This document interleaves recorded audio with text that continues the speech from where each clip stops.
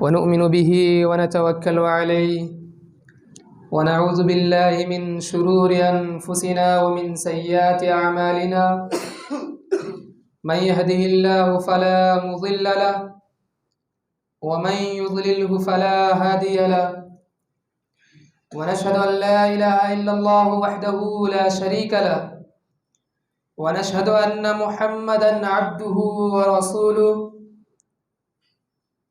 يا أيها الذين آمنوا اتقوا الله حق تقاته ولا تموتن إلا وأنتم مسلمون يا أيها الناس اتقوا ربكم الذي خلقكم من نفس واحدة وخلق منها زوجها وبث منهما رجالا كثيرا ونساء واتقوا الله الذي تساءلون به والأرحام إن الله كان عليكم رقيبا يا أيها الذين آمنوا اتقوا الله وقولوا قولا سديدا يصلح لكم أعمالكم ويغفر لكم ذنوبكم ومن يطع الله ورسوله فقد فاز فوزا عظيما أما بعد فإن خير الحديث كتاب الله وخير الهدي هدي محمد صلى الله عليه وسلم وشر الأمور محدثاتها وكل محدثة بدعة وكل بدعة ضلالة وكل ضلالة في النار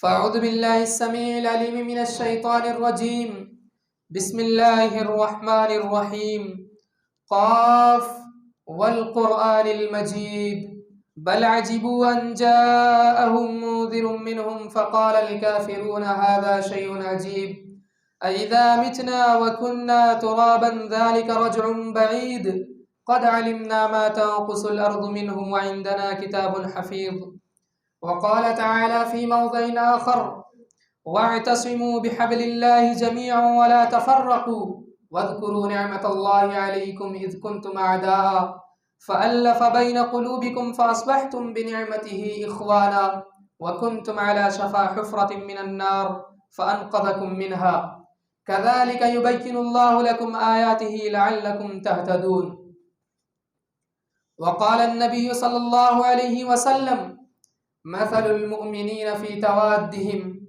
وتراحمهم وتعاطفهم مثل الجسد إذا اشتكى له سائر الجسد بالسهر والحمى.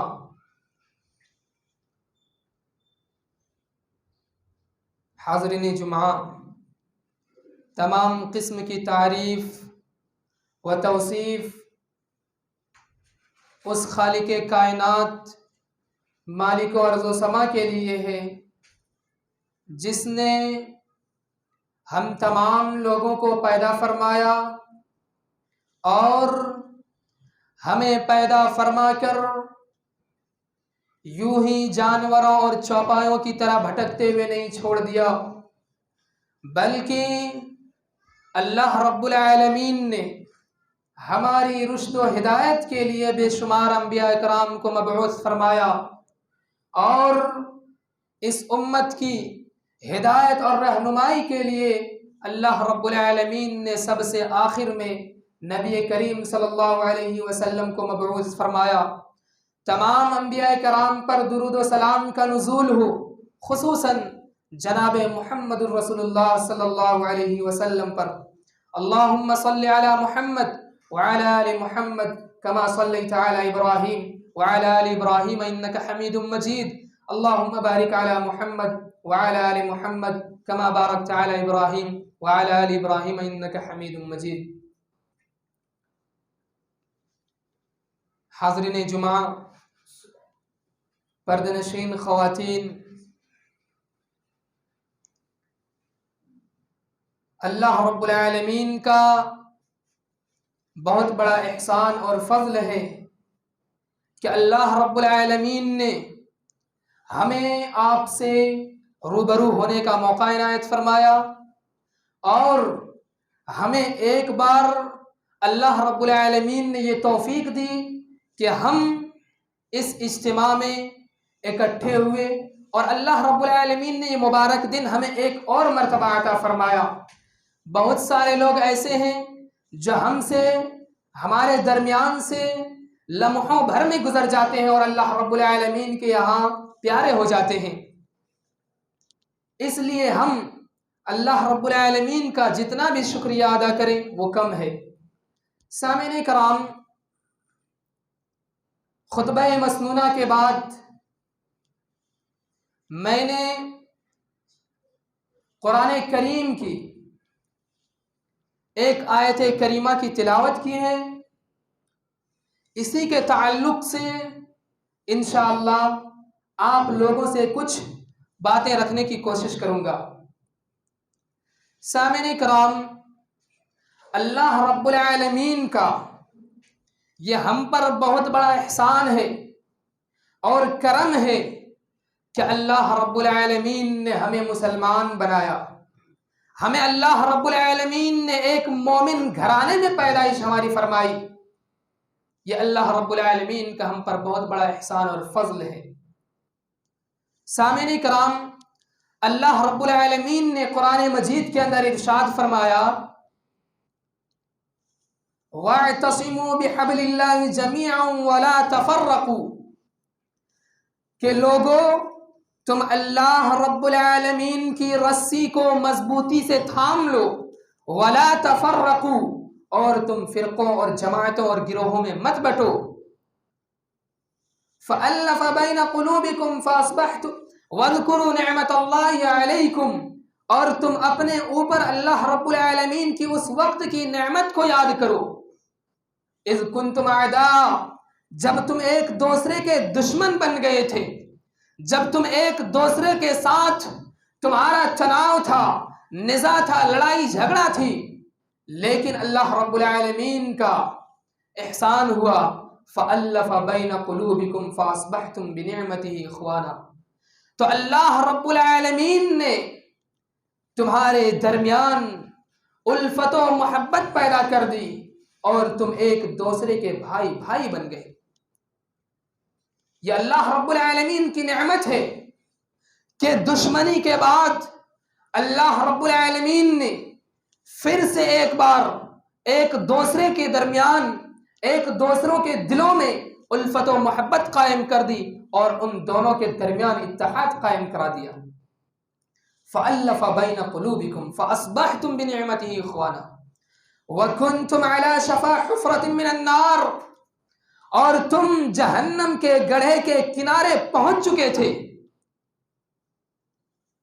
اللہ اکبر، اللہ رب العالمین فرما رہا ہے وَكُنْتُمْ عَلَى شَفَا حُفْرَةٍ مِّنَ النَّارِ، کہ تم جہنم کے گڑھے کے کنارے پہنچ چکے تھے۔ فَأَنْقَذَكُمْ مِنْهَا، تو اللہ رب العالمین کے فضل سے اللہ رب العالمین نے اس گڑھے کے کنارے سے، اس جہنم کی آگ کے گڑھے سے تمہیں بچا لیا۔ فَأَنْقَذَكُمْ مِنْهَا، غور کرنے کا مقام ہے کہ اللہ رب العالمین اگر چاہتا تو ہمیں جہنم میں ڈال سکتا تھا، لیکن اللہ رب العالمین اپنے بندوں کو آزماتا ہے اور اپنے بندوں کو اللہ رب العالمین امتحان لیتا ہے۔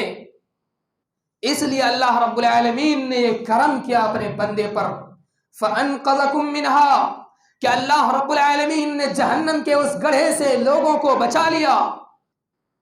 اور اللہ رب العالمین آگے فرماتا ہے كَذَلِكَ يُبَيِّنُ اللَّهُ لَكُمْ آيَاتِهِ لَعَلَّكُمْ تَهْتَدُونَ، کہ اللہ رب العالمین کی جو نشانیاں ہیں، اللہ رب العالمین اپنی نشانیوں کو اسی طرح ظاہر کرتا ہے تاکہ لوگ ہدایت یافتہ ہو جائیں، تاکہ لوگ ہدایت پا جائیں۔ سامعین کرام، یہ ہم پر اللہ رب العالمین کا بہت بڑا احسان اور فضل ہے کہ ہمارے اندر، ہمارے درمیان اللہ رب العالمین نے دشمنی کے بعد ایک مرتبہ پھر سے الفت و محبت قائم کر دیا۔ جب اللہ رب العالمین نے اپنے بندوں سے کہا، قرآن میں ارشاد فرمایا وَاذْكُرُوا نِعْمَةَ اللَّهِ، اسی لیے اللہ رب العالمین نے کہا کہ تم اس وقت کی نعمت کو یاد کرو۔ سامعین کرام، اس لیے ہم تمام لوگوں کو چاہیے کہ اللہ رب العالمین کے ان فرامین پر، اللہ رب العالمین کے اس فرمان پر غور کریں اور اپنے ذہن و دماغ سے سوچیں کہ اللہ رب العالمین ہم سے کیا چاہتا ہے. آخر اللہ رب العالمین ایسا کیوں بیان فرما رہا ہے؟ جب ہم غور و فکر کریں گے تب جا کر ہمیں یہ بات سمجھ میں آئے گی کہ اللہ رب العالمین ہم سے یہی چاہتا ہے کہ ہم ایک دوسرے سے لڑائی جھگڑا نہ کریں، ایک دوسروں کے ساتھ الفت اور محبت قائم رکھیں، ایک دوسروں کے ساتھ الفت اور محبت کے ساتھ پیش آئے.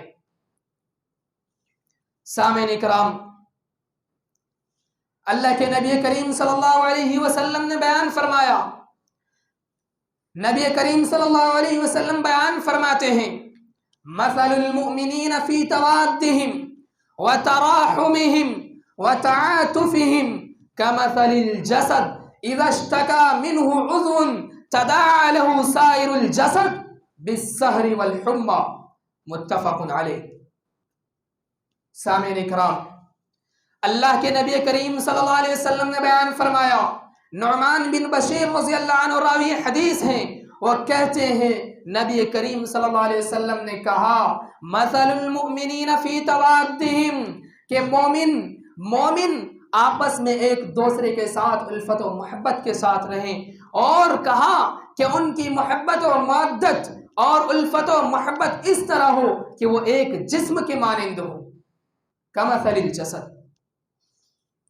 اور کہا اذا اشتكى منه عضو تداعى له سائر الجسد، اور جب اس کے جسم میں کسی حصے میں جسم کے کسی حصے میں تکلیف محسوس ہو تو سارا جسم محسوس کرتا ہے، تو وہ تکلیف ان کے پورے جسم کو محسوس ہوتا ہے.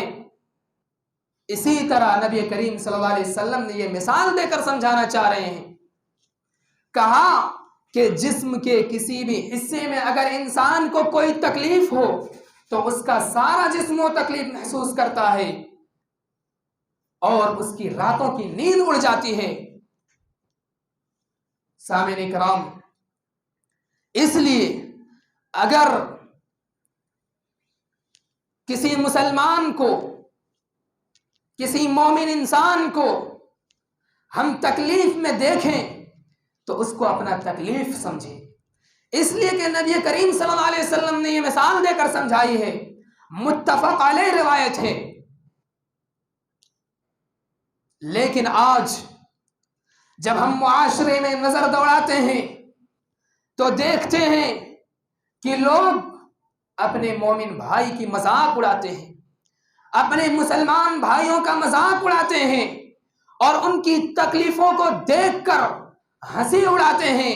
مسلمانوں، غور کرنے کا مقام ہے، اگر وہ تکلیف کل کو تمہارے پاس آ جائے تو دوسرے لوگ بھی تم پر ہنسیں گے، دوسرے لوگ بھی تمہارا مذاق اڑائیں گے.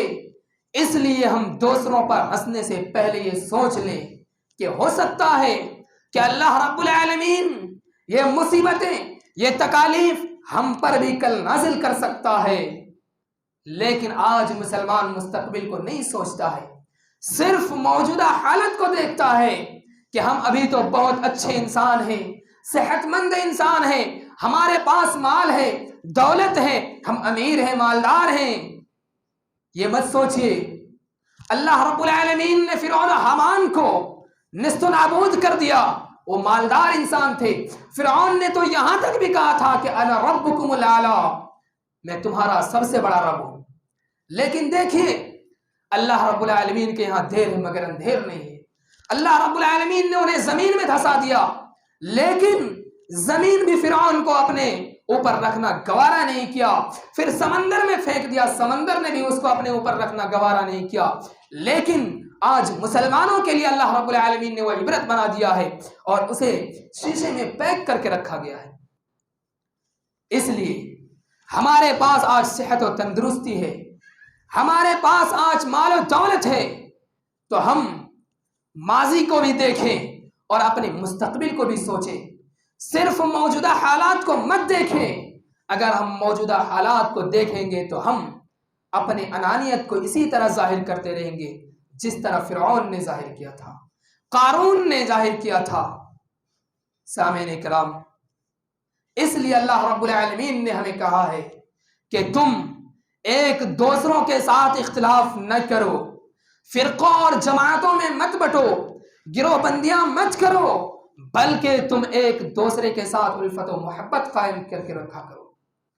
سامعین کرام، اللہ رب العالمین نے فرمایا یا ایھا الذین آمنوا اطیعوا اللہ واطیعوا الرسول،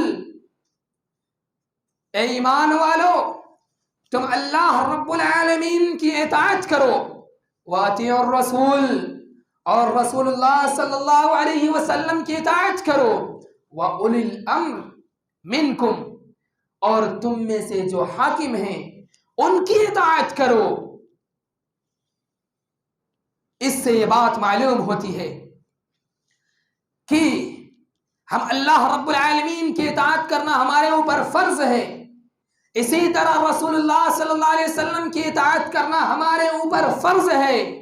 اسی طرح اللہ رب العالمین نے فرمایا وَأُولِي الْأَمْرِ مِنْكُمْ، اور تمہارے پاس جو حکمراں ہیں، جو حاکم ہیں، اس کی بھی اطاعت کرنی ضروری اور واجب ہے۔ فَإِن تَنَازَعْتُمْ فِي شَيْءٍ فَرُدُّوهُ إِلَى اللَّهِ وَالرَّسُولِ، اگر تمہارے درمیان کسی قسم کا اختلاف ہو جائے، لڑائی جھگڑا ہو جائے، فَرُدُّوهُ إِلَى اللَّهِ وَالرَّسُولِ، تو اللہ اور رسول کی طرف اس چیز کو لوٹاؤ۔ تو اس کو ہم کیسے لوٹائیں گے اللہ اور رسول کی طرف؟ تو اس کی وضاحت اس طرح سے ہم کر سکتے ہیں کہ ہم علماء کی طرف رجوع کریں گے۔ اگر ہمارے درمیان لڑائی جھگڑا ہو گئی ہے تو ہم قرآن و حدیث کے مطابق اس لڑائی اور جھگڑے کو حل کرنے کی کوشش کریں گے۔ تو اس کے لیے ہم کس کی طرف لوٹیں گے؟ اس سے ہم علماء کی طرف رجوع کریں گے، اور علماء کرام ہمیں قرآن و حدیث کی روشنی میں اس مسئلے کو حل بتائیں گے کہ جو تمہارے درمیان لڑائی ہوئی ہے اس میں کس طرح سے تمہارے درمیان اختلاف ہوا ہے، اس میں کس طرح سے حل کیا جائے گا۔ یہ علماء کرام کی طرف رجوع کرنے سے معلوم ہوگا۔ سامعین کرام اور حاضرین جمعہ، لیکن آج ہمارے درمیان کوئی لڑائی جھگڑا ہوتی ہے، کوئی اختلاف ہوتا ہے، تو ہم خود اس مسئلے کو حل کرنے کی کوشش کرتے ہیں اور شریعت کو پامال کرنے کی کوشش کرتے ہیں، اور جو نااہل لوگ ہیں، جو علم نہیں رکھتے ہیں، ان کے پاس وہ مسئلے کو لے کر کے جاتے ہیں اور وہ قرآن و حدیث کے مطابق حل نہیں کرتے ہیں۔ مسلمانوں، اسی لیے اللہ رب العالمین نے کہا ہے کہ تم اللہ اور رسول کی طرف اس بات کو لوٹاؤ، یعنی علماء کرام کی طرف رجوع کرو۔ لیکن آج علماء کی ناقدری کرتے ہیں لوگ۔ اس سے یہ بات معلوم ہوتی ہے کہ علماء کی اہمیت اور فضیلت سمجھ میں آتی ہے، لیکن آج لوگ معاشرے میں دیکھا جاتا ہے کہ علماء کو اپنے پیروں تلے رودنے کی کوشش کرتے ہیں۔ اللہ رب العالمین نے کہا شہد اللہ انہ لا الہ الا ہو والملائکہ واولو العلم قائما بالقسط، کہ اللہ رب العالمین نے خود اپنی گواہی دی کہ اللہ رب العالمین کے علاوہ کوئی معبود برحق نہیں ہے، اور پھر اس کے بعد فرشتوں نے گواہی دی کہ اللہ رب العالمین کے علاوہ کوئی معبود برحق نہیں ہے، اور اس کے بعد علماء کرام نے گواہی دی، علم والوں نے گواہی دی کہ اللہ رب العالمین کے علاوہ کوئی معبود برحق نہیں ہے، وہی انصاف کا حاکم ہے، اللہ رب العالمین کے علاوہ حقیقی معبود کوئی نہیں۔ اس سے علماء کرام کی یہ فضیلت معلوم ہوتی ہے کہ اللہ رب العالمین نے اپنے اور فرشتوں کے بعد علماء کرام کا ذکر کیا ہے، تو اس سے یہ بات معلوم ہوتی ہے کہ علماء کا مقام بہت بڑا ہے، علماء کا مرتبہ بہت بڑا ہے، اس لیے کہ العلماء ورثۃ الانبیاء، نبی کریم صلی اللہ علیہ وسلم نے کہا، کیونکہ علماء یہ انبیاء کے وارث ہیں، یہ صحیح دین کی طرف لوگوں کو بلاتے ہیں، صحیح چیزوں کی طرف لوگوں کو تلقین کرتے ہیں، لیکن آج ہم علماء کے مقام کو گرانے کی کوشش کرتے ہیں. علماء کرام سے کوئی چھوٹی موٹی غلطی سرزد ہو جاتی ہے تو ہم اس کو گالیاں دیتے ہیں، اس کو بدنام کرنے کی کوشش کرتے ہیں. امام اوزاعی رحمہ اللہ نے کہا تھا کہ علماء کی توہین کرنا، علماء کی ناقدری کرنا، علماء کی بے عزتی کرنا یہ کبیرہ گناہوں میں سے ہے. سامعین کرام، اگر ہم اسی طرح سے علماء کی ناقدری کرتے رہیں گے تو علماء پیدا ہونا بند ہو جائیں گے. نماز پڑھانے والا کوئی نہیں ملے گا، نکاح پڑھانے والا کوئی نہیں ملے گا، نماز جنازہ پڑھانے والا کوئی نہیں ملے گا، اور اسی طرح دین کی خدمت کرنے والا بھی نہیں مل سکتا ہے اگر ہم علماء کی ناقدری کریں گے. وہ پہلے دینی مدارس میں جانے سے پہلے 100 مرتبہ سوچیں گے کہ آج ہم علم جو حاصل کرنے جا رہے ہیں کس وجہ سے علم حاصل کریں گے. جب ہمارے معاشرے میں کوئی مقام ہی نہیں ہے ہمیں تو نیچا دکھانے کی کوشش کرتے ہیں. سامعین کرام، اس لیے سوچنے اور غور کرنے کا مقام ہے کہ اللہ رب العالمین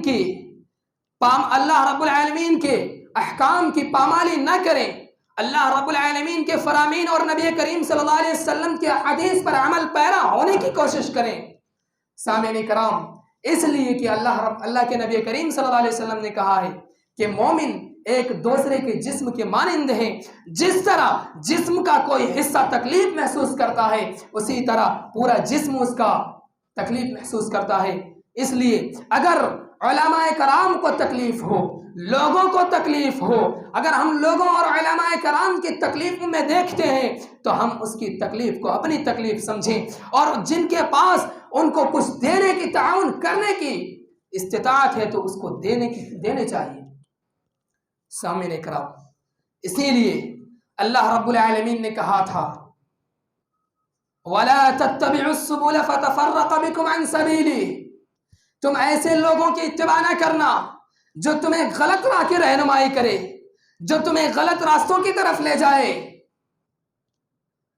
سامعین کرام، لیکن آج ہم اللہ رب العالمین کے ان فرامین کو پسے پشت ڈال دیے ہیں، تاکہ نسیان میں سجا دیے ہیں، اور ان فرامین پر غور و فکر نہیں کرتے ہیں اور غلط راستے پہ ہم چل رہے ہیں.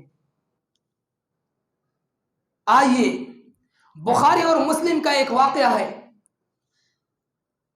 نبی کریم صلی اللہ علیہ وسلم حضرت ابو بکر اور عمر رضی اللہ عنہ کے درمیان آپس میں کچھ لڑائی جھگڑا ہو گئی، ان کے درمیان نزاع ہو گئی. ابو بکر رضی اللہ عنہ بڑے ہیں اور یہ نبی کریم صلی اللہ علیہ وسلم کے بہت عزیز اور محبوب صحابی رسول ہیں. سامعین کرام، جب ان دونوں کے درمیان لڑائی جھگڑا ہو گئی، ابو بکر رضی اللہ عنہ عمر رضی اللہ عنہ کو کچھ کہہ دیا، برا بھلا ان کو کہہ دیا تو عمر رضی اللہ عنہ کو برا لگ گیا. پھر ابو بکر رضی اللہ عنہ کو یہ احساس پیدا ہوا کہ میں نے عمر رضی اللہ عنہ کے ساتھ زیادتی کی ہے. پھر جا کر کے ابو بکر رضی اللہ عنہ ان سے معافی طلب کرتے ہیں، اس لیے کہ یہ حقوق العباد کا مسئلہ ہے.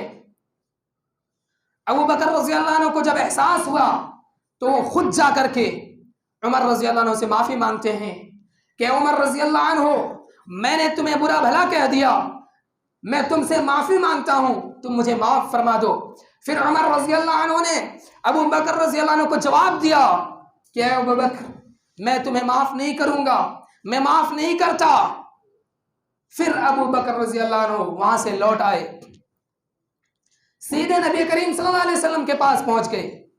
لیکن اتنے ہی میں عمر رضی اللہ عنہ کو یہ بات سمجھ میں آ گئی کہ میں نے ابو بکر رضی اللہ عنہ کو نہ معاف کر کے میں نے غلطی کی ہے اور ان کے ساتھ زیادتی کی ہے، اس لیے کہ وہ مجھ سے بڑے ہیں اور مجھ سے وہ معافی مانگنے کے لیے آئے تھے، لیکن میں نے اسے معاف نہیں کیا. پھر عمر رضی اللہ عنہ دوڑے ابو بکر رضی اللہ عنہ کے گھر جاتے ہیں تو دیکھتے ہیں کہ ابو بکر رضی اللہ عنہ اپنے گھر میں موجود نہیں ہے. تو وہ سمجھ گئے کہ جب اپنے گھر میں نہیں ہے تو وہ نبی کریم صلی اللہ علیہ وسلم کے پاس ہوں گے.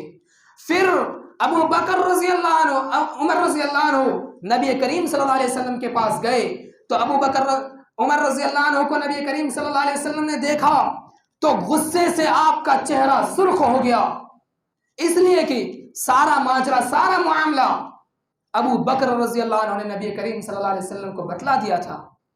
تو عمر رضی اللہ عنہ کو دیکھتے ہی نبی کریم صلی اللہ علیہ وسلم سمجھ گئے اور آپ کا چہرہ غصے سے سرخ ہو گیا، لال ہو گیا، اور نبی کریم صلی اللہ علیہ وسلم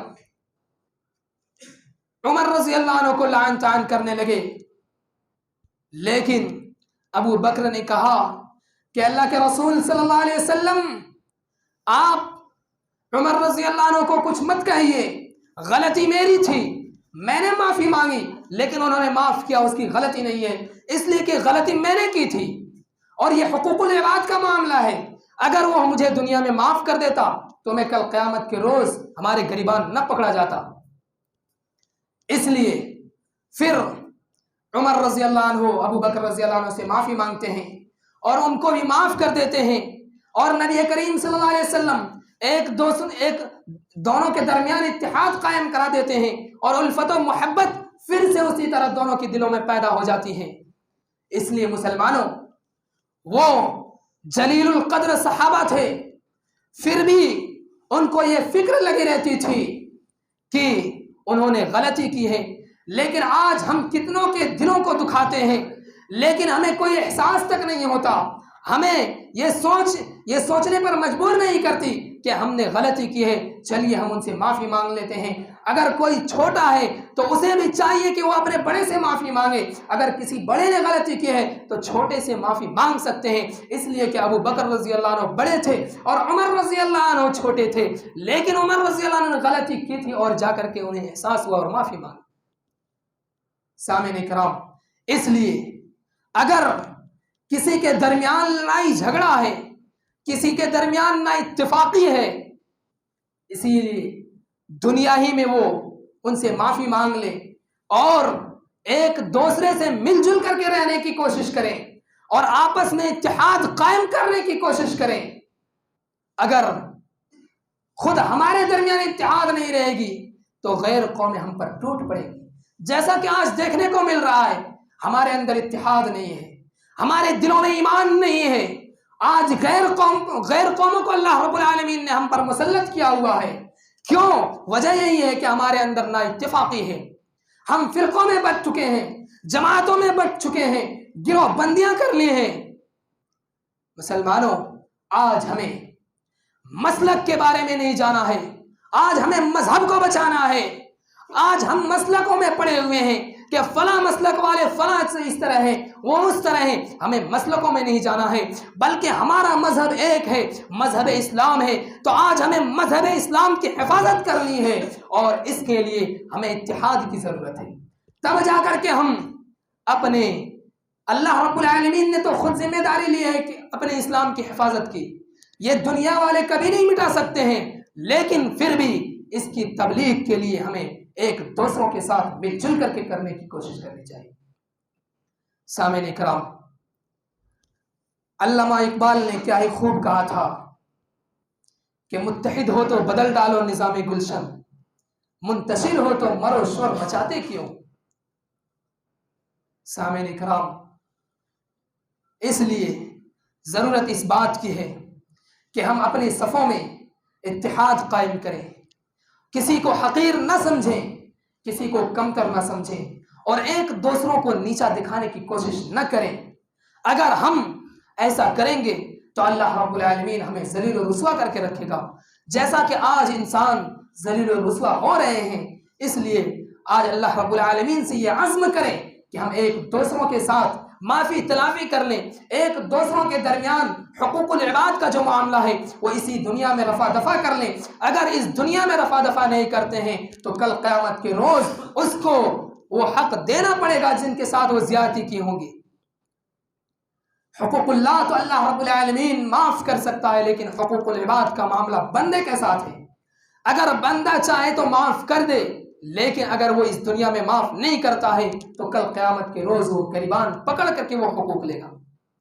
اس لیے مسلمانوں، اللہ رب العالمین سے دعا ہے کہ بار الہ ہم تمام لوگوں کو ایک دوسروں کے ساتھ الفت و محبت قائم کرا دے۔ اے بار الہ ہم تمام لوگوں کو متحد ہو کر کے ایک پلیٹ فارم میں جمع ہونے کی توفیق عطا فرما۔ اے بار الہ ہم خطا کار ہیں، گنہگار ہیں، ہم سے نسیان ہو جاتی ہے، اس لیے ہمیں معاف فرما۔ اے بار الہ ہم میں سے جو پریشان حال ہیں، جو پریشانیوں میں مبتلا ہیں، جو بیمار ہیں، ان کی بیماریوں اور پریشانیوں کو دور فرما دے۔ بار الہ ہم تمام لوگوں کو کتاب و سنت پر عمل پیرا ہونے کی توفیق عطا فرما۔ آمین۔ وآخر دعوانا ان الحمد للہ رب العالمین۔